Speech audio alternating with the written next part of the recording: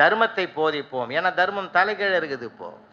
இல்லை, எங்கள் sub collector ஒருத்தர் ரிட்டையர் ஆகிட்டார் சார். அவர் சமையல்காரர்கிட்ட சொன்னார், டேய் இன்னிலேருந்து சாப்பாடு, நான் நேற்றையோட ரிட்டையர் ஆகிட்டேன், இன்னிலேருந்து வடை பாயசத்தோடு சாப்பாடெலாம் பண்ணாத, ஒரு கீரை ஒரு கூட்டு ஒரு நாளைக்கு அப்படி வை, ஒரு நாளைக்கு ரசம் பருப்பு துவையல் வை, இப்படியே வை, நமக்கு கட்டுப்படி ஆகாது, பென்ஷன் தான் இனிமேல்னார். ஓகேன்ட்டான்.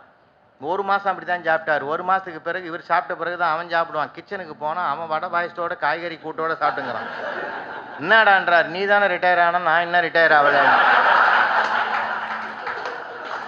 இல்லையா?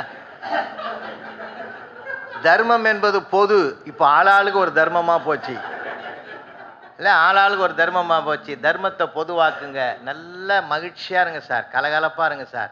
அதிலேயே பாதி நோய் போயிடும் சார். நோய்க்கு முதல் மருந்தே சிரிப்பது தான். உண்மையிலே சொல்கிறேன். எப்போ பார்த்தாலும் சீரியஸாக இருக்கிறோம், எதை பார்த்தாலும் சீரியஸாக இருக்க வேண்டியவன் பூரா சிந்தனை சிரிச்சுங்கிறான் இல்லை, சீரியஸாக இருக்கும். எத்தனை நேரத்தில் கைது பண்ணுவானோன்றவங்க கூட ஜாலியாக இருக்கிறான், மகிழ்ச்சியாக பேட்டி கொடுக்குறாங்க. காரை விட்டு இறங்குறான், ஹாய்ன்றான். எனக்கு ஆச்சரியமாக இருக்குது, எப்படா அவங்களால முடியுதுன்னு. சின்ன சின்ன விஷயத்துக்காக நம்ம கவலைப்பட்டு கிடக்கிறோம். அவன் அப்படி சொல்லிட்டானே. இன்னும் சில பேர் தெரியுமா, அவன் எதிர் வீட்டுக்காரன் என்ன நினைப்பானோ, மூணாவது வீட்டுக்காரன் என்ன நினைப்பான், தெரு என்ன, எவனும் இவனை பற்றி நினைக்கிறது இல்லை. இவனா அதுக்குன்னு ஒரு நேரத்தை ஒதுக்கி நினச்சி கிடக்கிறாங்க இல்லை. வினோதமான மனிதர்கள். அதனால் தூக்கி எறிங்க. இயல்பு கவலை என்பது வரும் போகும். பிரச்சனை இல்லாத மனிதன் பிரபஞ்சத்தில் கிடையாது. பிரச்சனைன்னு ஒன்று வந்தால் தான் கோயிலே அர்ச்சனை நடக்குதுன்னா அதுக்குன்னா கடவுள்னு ஒருத்தரை நம்ம உருவாக்கி வச்சுக்கிறோம். வா, எல்லாம் தனக்கோமை இல்லாதான் தாழ் சேர்ந்தார் கல்லால் மனக்கவலை மாற்றல் அரிதுன்னு சொன்னான். அதனால் எல்லாருக்கும் இருக்குது. பிரதமருக்கு இல்லையா கவலை? அவர் நாங்கள் ஜாலியாக வைக்கிறாரு. நாம் நினைக்கிறோம் உலகம் பூரா சுற்றிங்கிறாருன்னு. மனசு பூரா இந்தியாவில் தானே இருக்குது அவருக்கு இல்லை. அடுத்த நாடு எதுன்னு அவர் யோசிக்கிறாருல்ல, அதுவும் ஒரு கவலை தானே, அதுவும் ஒரு கவலை தானே. அதனால் கவலை இல்லாத மனிதர்கள் பிரபஞ்சத்தில் கிடையாது. ஆளாளுக்கு ஒரு கவலை இருக்குது. சிரிப்பது தான் மிகப்பெரிய சொத்து சார். அதனால் பணத்தை நம்ம சேர்த்து வச்சுட்டா மட்டும் போதுமா? விழுப்புரத்தில் ஒரு 15 சதுரத்தில் வீடை கட்டிட்டு போர்ச்சுகோங்க கட்டில் போட்டு அவன் படுத்துங்கிறான்.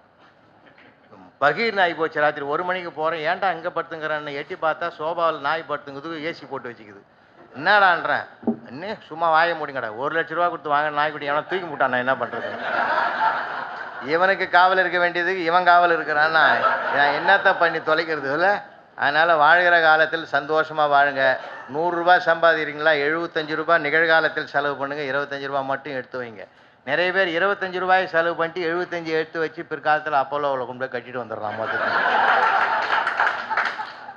நான் நிறைய பேர் அப்படி தான் பார்க்குறோம். அங்கே தாங்கிறான் நிறைய பேர். ஆனால் நீங்கள் ஜாலியாக இருக்கான் சார். நல்லா சில ட்ரெயினில் பயணம் பண்ணும்போது பார்ப்பேன்.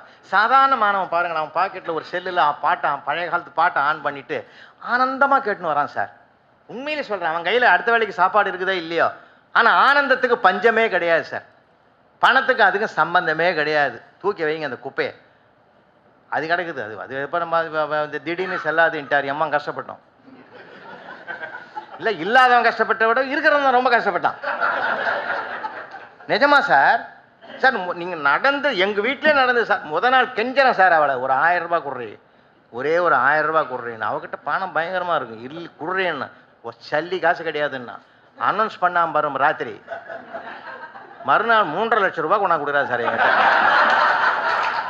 சார் நடந்தது இது எப்படியாவது மாத்து. நீ ஒரு மனுஷன்றது நிரூபிக்கிற நேரம் இதான். ஊர் உலகம்லாம் தெரியுன்றிய, ஊர் உலகம்லாம் தெரியுன்றிய. இப்ப காட்டாத ஒத்த பைசா இல்லைண்ணா சார். முதல் நாள்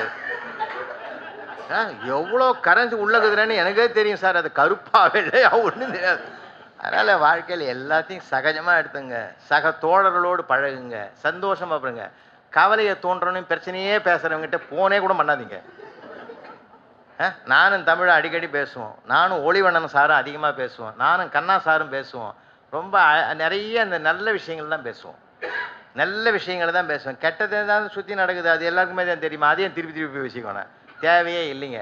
நல்லதையே பார்ப்போம், நல்லதையே பார்ப்போம், நல்லதே நடக்கும், நல்லதே எண்ணுவோம், நல்லதையே சொல்லுவோம். நன்றி.